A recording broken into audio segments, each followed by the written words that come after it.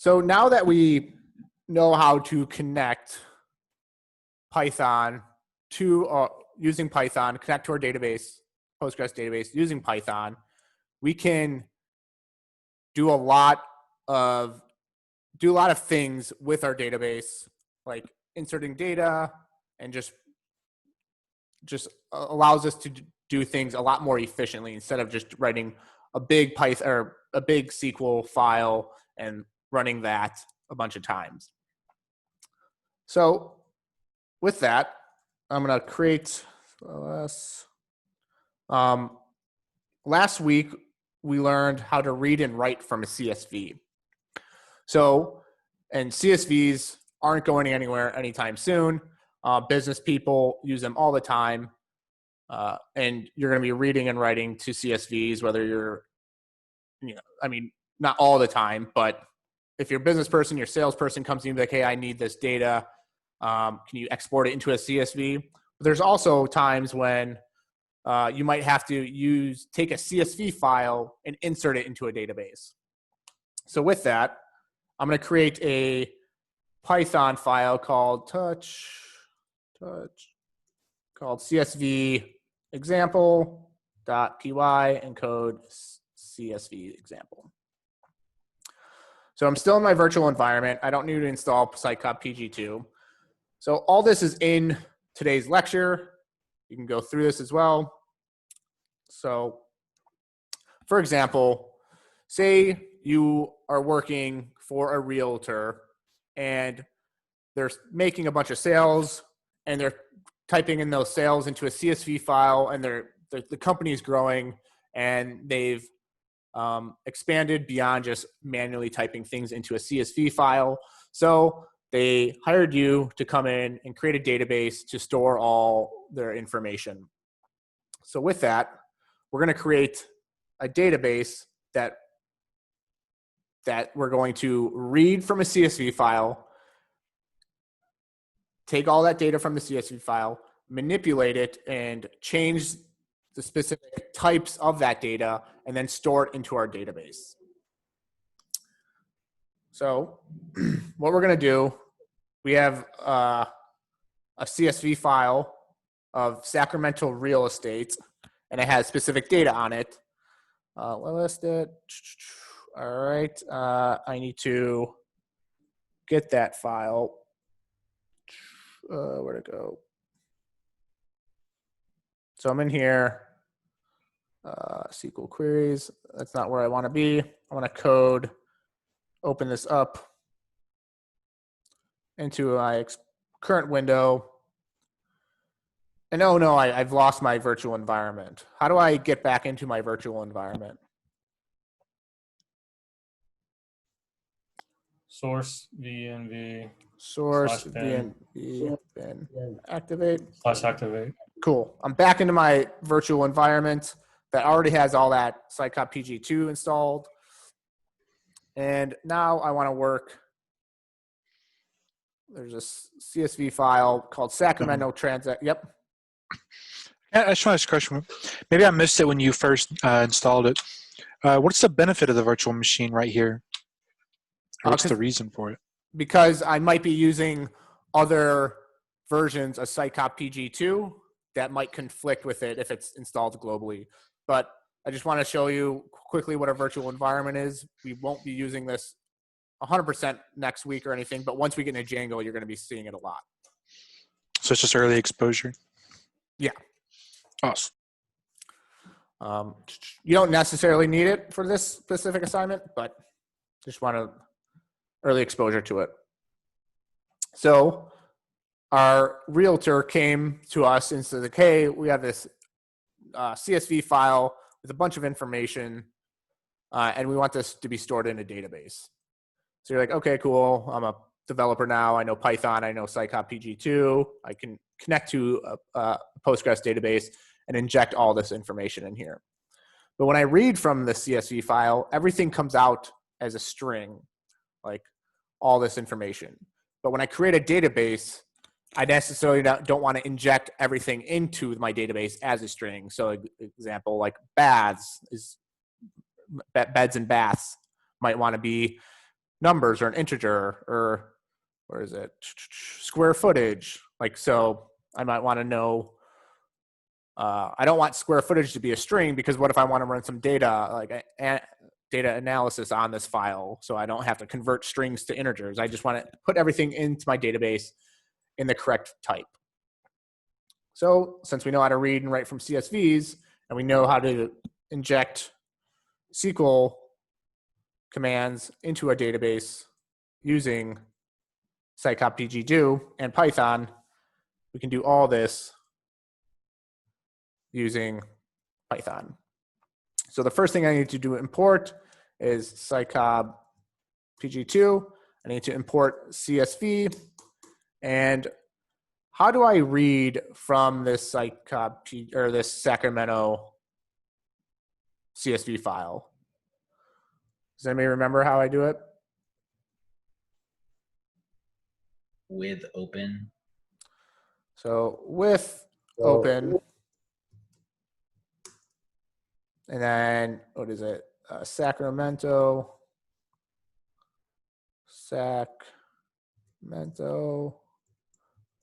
transactions .csv. And I just want to read from it right now as CSV file. And then CSV reader. I want it to be a dict reader. Dict reader, CSV file. Whoop. Then for row in CSV reader print print row. And I just want to inspect some stuff. How do I use the debugger? What is it? Import IPDB. Whoop. And I want to do a set tray. I just want to inspect this stuff.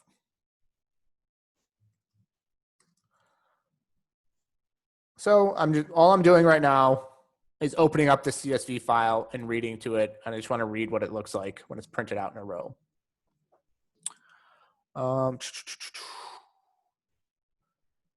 Semicolon at the end of line 3. End of line 3. Thank you. Let's see if this works. I'm going to ls. Here's my CSV example Python file. I'm going to clear it. I'm going to Python CSV example. It says, uh-oh, no module named IPDB. Okay. Oh, yeah. I'm in my virtual environment. I have yet to install this into it. So I can do pip install IPDB. All right. I'm installing all that. Hopefully it works. Cool. Got no errors. Let's run this again. Oh. Clear. All right. I have this IPDB set trace. Now I'm going to print this row, see what it looks like. So I've got an ordered dictionary. We have a street, high street, city, Sacramento, zip code, state, beds. See, these are all strings. I don't want them to be strings when I put them in my database. So based on what we did before in the class roster, we can create a table with all this information: the street, city, zip code, state, beds, baths, square footage, all that stuff. So I'm going to exit. Exiting debugger. I'm going to comment that out for now. And I'm going to create, I think Dan said we can create helper methods now. So instead of just having a string, I'm going to create a helper method called def table creation query. And I'm just going to return a formatted string. I'm going to kind of show you what my table is going to look like. And this is just for formatting, so it's kind of easier to read for right now. So I'm creating a table called properties that has an ID of serial. I've got the street address. Where's the street address? Doesn't specifically say street address in here, but I want to have a street address. Have that to a varchar. or does it have street address? Nope. I have city, which is a varchar, which I'm going to keep it the same. I'm going to have a zip code, corresponds to down here is zip code. I'm going to keep that as a varchar. Number of beds. Right here it's a string, but in my database, I want it to be an integer. Number of baths, column. Right here it's a string. I want it to be a decimal because I know there's places that have like 2.5 baths. Square feet, I actually want to spell out the square feet. And I want that to be an integer as well. Property type, I want it to say, just be a varchar. Sale date, timestamp, and then price. I want it to be an integer. Latitude and longitude. Definitely don't want it to be a string because I might want to actually plot those somewhere. I want those to be decimals. So there's my table creation query method. In my class roster, I just created a variable and did it. But in here, I wanted to actually create a method. All right. So we have a method that creates our query. Now let's actually, what do we have to do now? Now I actually want to create this database and run this query. So we have this table creation query. Now I want to actually execute it. But I haven't done anything. I haven't connected to my database. I haven't done anything like that yet.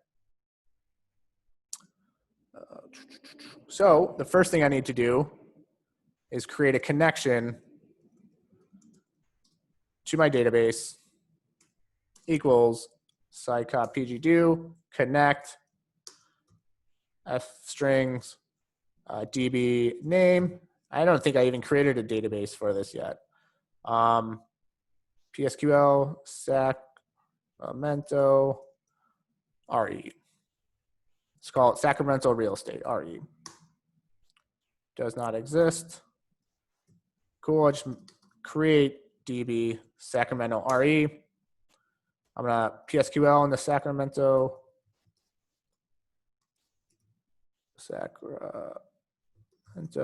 RE.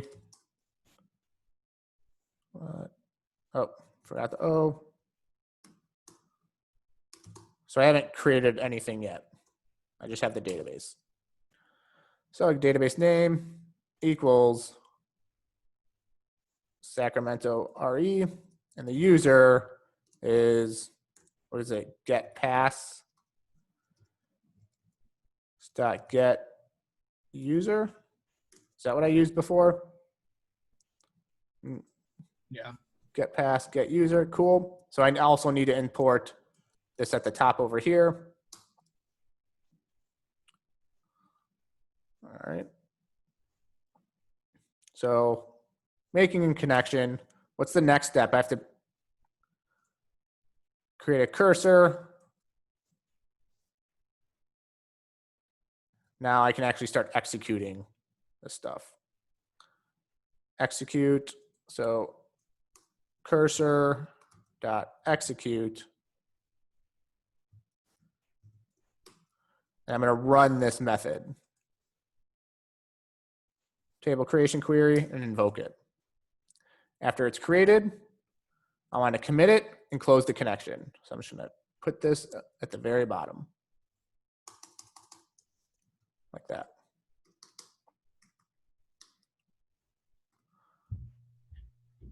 Does anybody have any questions so far? This is what's called a script. If anybody's heard like, oh, I'll write a script with that. It's just very linear. Like, all right, this is a Python script. It creates a table, creates a connection, creates a cursor, executes a query, or executes a method, then just like exits. Hey, Tom, a quick on that commit thing. So saving changes to the database. I mean, that's always been, as an outside user, it's always been like, once you change it, it's done. Is this telling us that no, there's actually an intermediate step at the kind of the code level? Yep. So yeah, Yeah, so it actually officially saves it to the database. Yeah, so when this executes, it doesn't actually doesn't save it to the database yet, Okay. or it doesn't make the database persistent. But once we actually executes this commit, it actually officially saves it.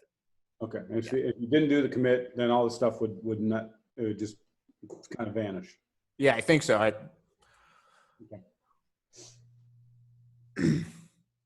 So if we run this Python CSV example, see what happens. All right, nothing broke. That's usually a good sign. So let's look at our database. There we go. We have properties. And yeah, we have a properties table. So we can actually D properties. There we go. We have all that information. But now this is where now we want to insert every single row into our database. But we have to parse through the data and convert all these rows to the specific data type. So right now, if we run through, open it up the CSV reader, we actually have to, right now, if we're just reading it, it's just, everything's a string. So what we have to do is write a method that passes in a row and changes all that data and then inserts it into our database. It's what data scientists call, we have to clean the data. We have to scrub the data of bad data or change the data. So since we're cleaning the data to make it clean enough to put into our database, we're going to call a method or create a method called def clean data. It takes in a row and it's going to output an object of all this clean data.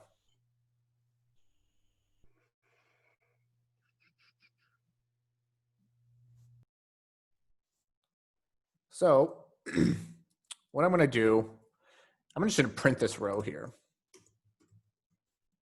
And does anybody know where I need to execute this clean data method? What I would do is in your CVS line, on line 9, I'd say cursor equals, and then you call the function.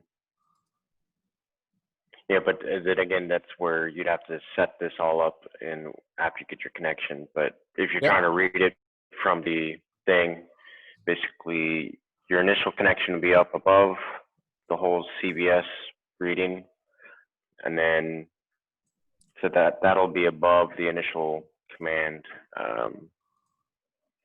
So there's a connection, cursor, and then, so somewhere in here. Yeah, so at this point here, keep line 30 where it is, move line 32 down to 38. And, you could also move 30, connection cursor. No, you scrap that. Okay, so basically you're gonna keep a copy, move line 30,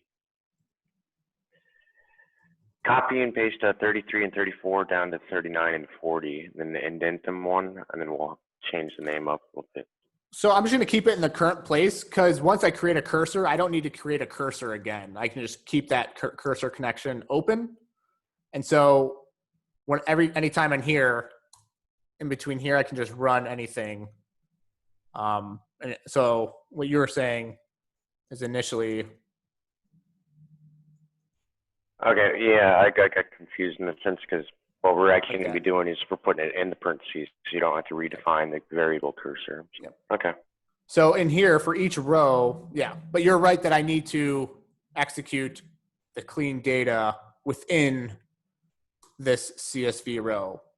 So what I want to do is pass in each row into my clean data method. and have it just print out the row. So with that, I'm going to clean. Actually, I'm going to do, yeah, that works. Clean data and pass in the row. So what's going to happen is come into here. I've got this table creation query method. I've got this clean data method that takes in a row and just prints the row. I'm creating the connection here to the database, creating a cursor, executing this table creation method. So I guess I don't need this now because I already created it. But then I'm coming into this open the CSV reader with opening up the CSV, creating a dict reader, and then I'm looping through each row in the CSV, and I'm passing each row into my clean data method, which comes up here and then prints the row. Then after everything is done, it just commits everything, closes the cursor, and closes the connection. But since I already created this execute, I'm just going to comment that one out. And so right now I'm actually not doing anything with the database per se, but I will be shortly. So I'm going to run this Python, and right now it should just print all the lines of the row. There we go. So printed every single row in this ordered dictionary. But it's not in the same format. So what I actually want to do is return an object of the clean data. So I'm going to say cleaned equals empty object. I'm going to copy and paste a bunch of code just for time's sake. And I'll walk you through what's going on. So I'm passing in the row. I'm creating an empty object. Then I'm creating a key of the street address of this CVS row. So I guess it would be, I'm going to pass in the CSV row. The street name, the city, zip corresponds to zip code, the state corresponds to state. I'm changing the number of beds to an integer and assigning it to the number of beds. I'm creating a decimal of the baths. Speaking of, I have to import decimal.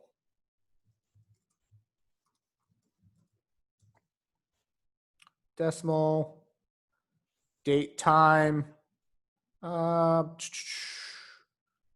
This turns it into a stringified date, time. Do I need to I need to import that date, time. It doesn't have to be in this format. It could be, and it could just be this specific sale date. And it should still work. The sale price, do I want that to be an integer? Did I want the sale price to be an integer? Yep, let's change that to an integer. And then longitude and latitude should be a decimal as well. So I'm going to print, what I'm going to do is return the clean data. So I'm creating all the keys that I need in my database that correspond to the table column. Come down here. So instead of cleaned row, I'm going to say cleaned data equals clean row or clean data row. And then I want to print the clean data.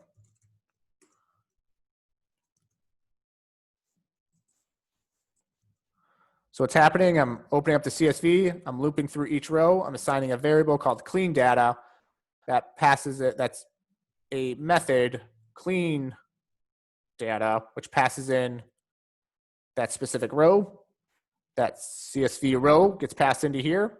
It extracts all the data from that CSV row and converts it in the right data type that I want to store in my database, all along while creating the same keys on my cleaned object that exist in my database. And then I'm going to be printing out the clean data to see what it looks like. Clear. And I'm going to actually do IPDB. Dang it. Set trace. So when I run this,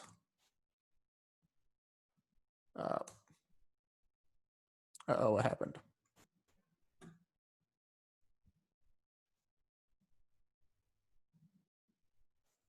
I actually have to import decimal. Yeah, that was one of my questions. You do. Is it just install decimal? No, it's No, an it's- included it's built library. in. You just have to import it. What is it? It's an included library. Just import decimal lowercase. Didn't I import it? No, from Okay. decimal, import decimal. If you want to import the Oh. class, it's all lowercase. The module, the Yep. package is, yeah. Thank you. Let's try that again. Whoops.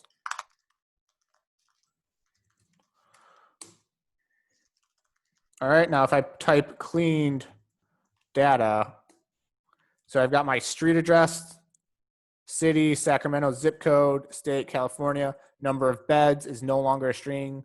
Number of baths is a decimal. Let's see if that actually works. Square footage is an integer. Sale price or sale date. See if this actually works.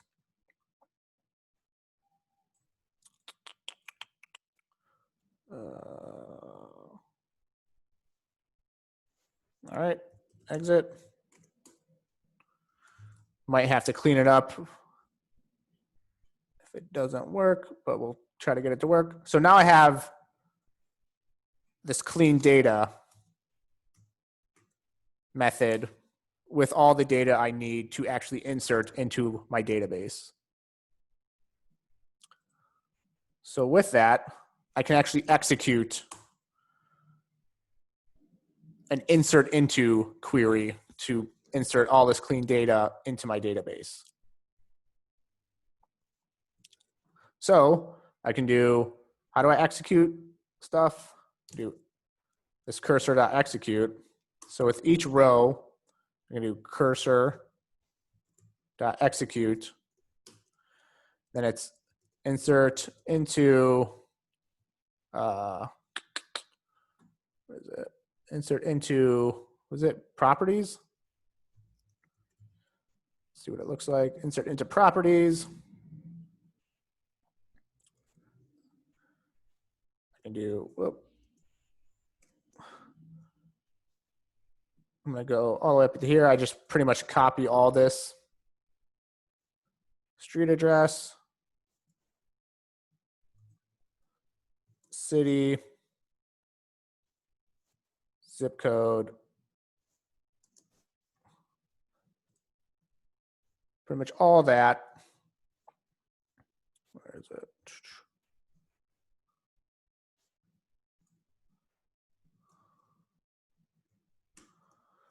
So into values, and now with the values, I need to find, so street address, city, zip code, state, number of beds, number of baths, square footage, property type, sale date, sale price.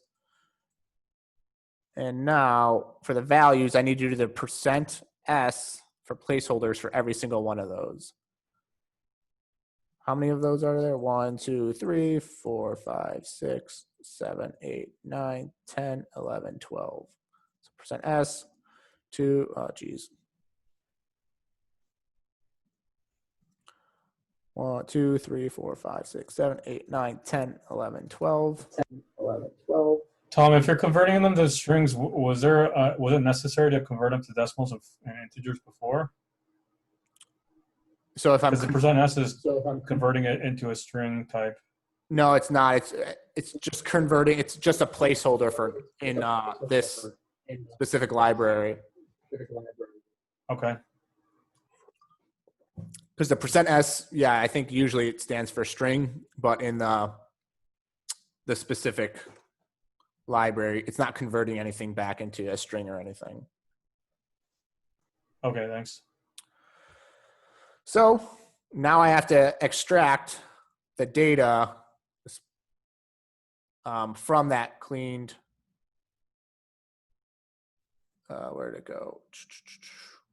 So the clean data is this object with these specific keys on it that have the values in the correct, hopefully the correct type for the column in my database. So I can do that by, I need to do cleaned data street address, comma, what is it? I don't know. I'm just gonna copy it over for all intents and purposes.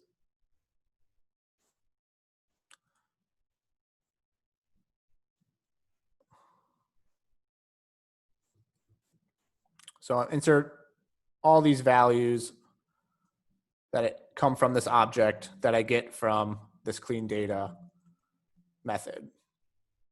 I had a question. I think it might be inside of the, it's just hard for speed. So when we go to clean data, we're building an object, but we're returning that object. Is there any specific reason why we need to return the object when we're basically passing in the string into the execute?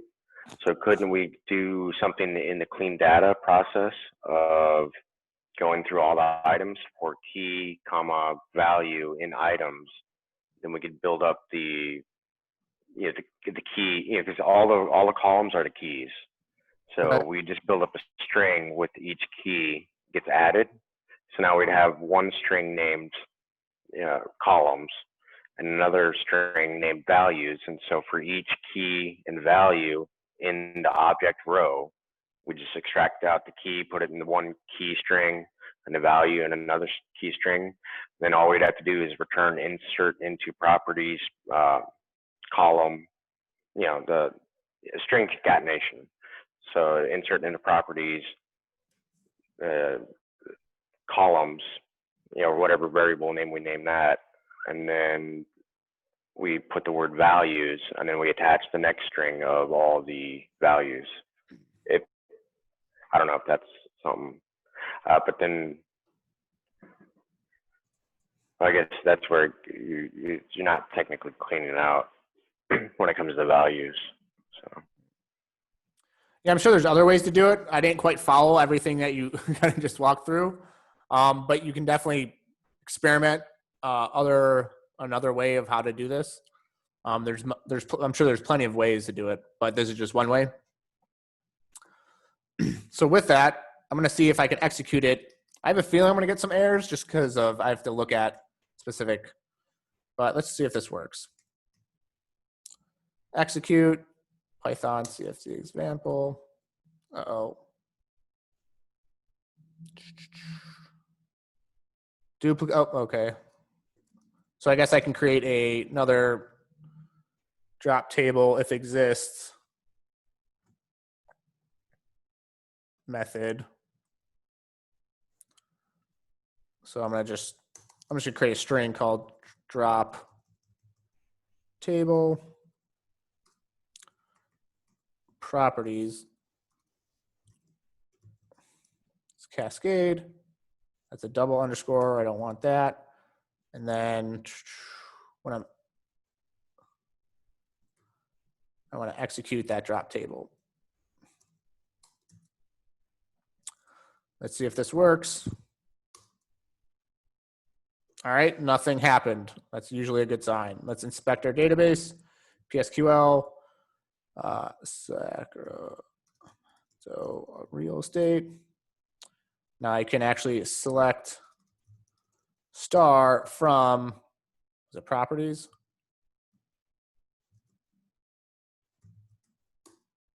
And there we go. We have all our properties in our database. I can do X. There we go. Street. Now, that's great and all, but what that what that enables us to do is actually start running queries on the database to see like, all right, what's the most expensive home in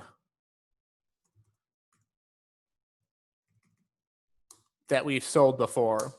So if I wanted to find out the most expensive property that we sold, so sale price, what's the query to get the sale price, the maximum, to get the property with the maximum sale price? Does anybody know the query? Select sell price. We can do select max sale price. Did you want the property or just the price? Yeah. Okay. Yeah. All right. You're right. Well, let's first get how much it is from properties. So it's 120,000. And can we do properties?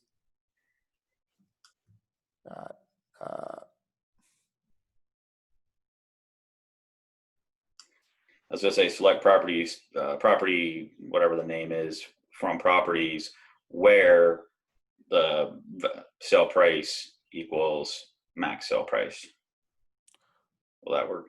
I don't know. It's properties from properties where. It won't, because you're not able to accurate get side of the work. I ran into that issue a lot 2 days ago. Okay, if that's the case, then use a subquery, select in the where clause, so where, and then a subquery, select sale price, or select max sale price. So the first thing you did, just put that in the where clause. Where, so select properties from, or select star, right? Star from properties where this part. Yeah, select star from properties where select max sale price equals sale price.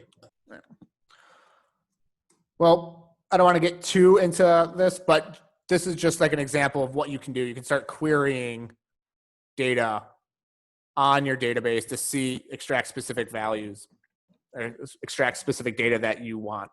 So like max sale price, you're able to plot longitude and latitude. You can find out, like let's select all the bathrooms or select star from properties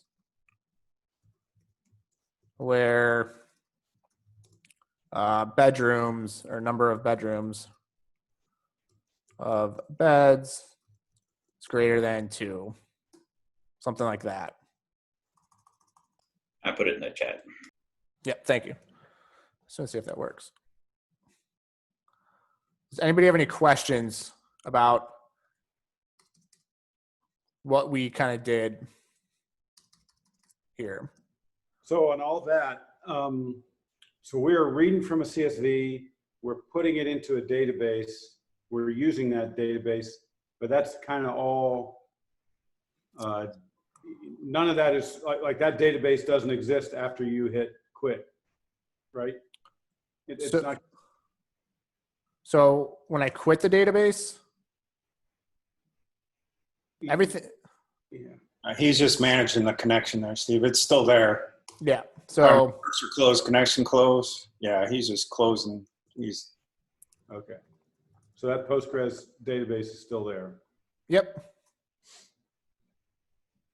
So this is just closing the connection to the database in this file. Right. Okay. But then but this is a one-time, to do all this importing from the CSV, that's a one-time dealio. And then you're going to, later on, you're just going to be dealing with the database. Correct. This is what we call it's called a script. It's like, all right, you run it once, everything's good. Now you can start querying from it. And doing some data analysis or anything like that. We used to do it at my last job. If something was corrupted in the database, or we needed to change a specific number in the database, we'd write a script and it'd go through, either write over everything or insert something into the database our database was like hundreds of thousands of lines long. So it took us, 40 minutes to do this? Now, if we had to manually input everything from, okay, this file is not that long. It would still take us a long time to type all this out. But what if you're dealing with, thousands or tens of thousands of lines of code, or lines of a CSV file? You can just write one little script and accomplish the same thing.